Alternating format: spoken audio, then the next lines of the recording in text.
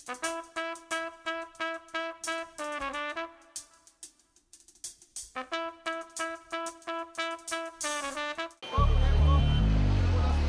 ito isang pangkaraniwang tiyangge dahil hindi damit, gamit o pagkain ang makikita mo rito, kundi sari-saring job offers para sa mga tripulante. Sa laki ng alok na dolyares, ang mga seaman kaliwat kanan ang pwedeng pagpilian. At kung ang mga OFW ay namomroblema ngayon na baka mapauwi ng amo dahil sa naaberyang global economy, ang shipping industry daw walang pupas, lalong lumalakas. Sa land base lang yun, ma'am. Sa land base lang yun, sa mga shipping, ma'am, wala. So pag land base? Siguro ma'am, sa land base. Pero sa shipping company, ma'am, wala naman.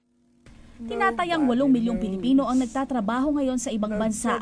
Itong taon lang, higit 500,000 na Pinoy ang umalis at nagbakasakaling swertihin abroad. Tao, hindi pinya o saging ang #1 export natin. Gustong-gusto ng mga prinsipal ang mga seaman na Pinoy gawa ng masisipag sa trabaho.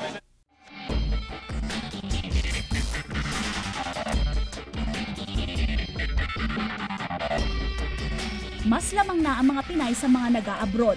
Dito sa TESDA, pati pag-welding, pinag-aaralan na rin ng mga babae.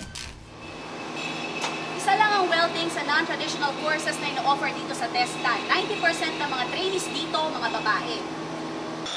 Kahit short sa height requirement, ang 17 na si Aryan porsigido sa pagtitraining.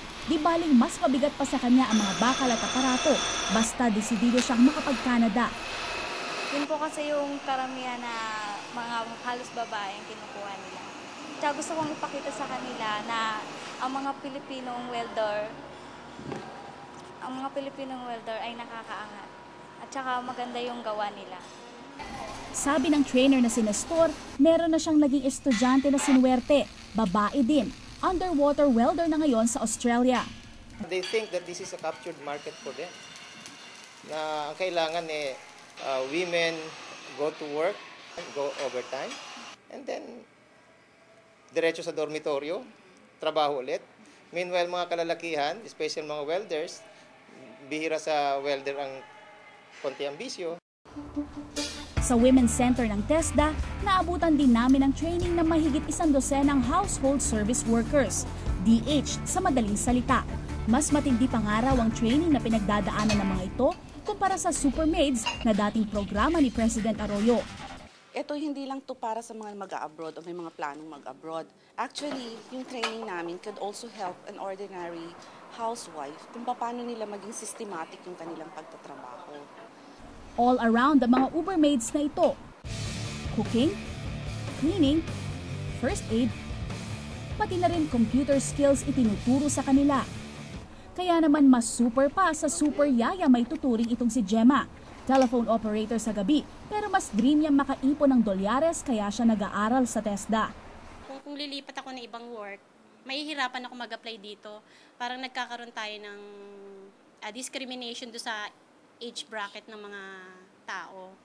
So sa abroad, parang open sila dun sa wala silang age discrimination.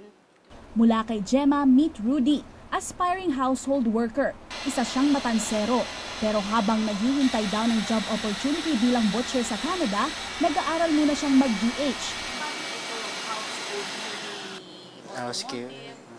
Kasi parang may madalian lang. Kasi 2 months lang siya, tapos para makaano na ako agad. May lumang kasabihan, ang Pinoy parang munggo, kahit saan itapon pwedeng tumubo. Ang Pilipinong gipit, kahit ano pa ang trabaho, kahit saan siya itapon, makikipagsapalaran. Faye Tobias po, Dokumentado.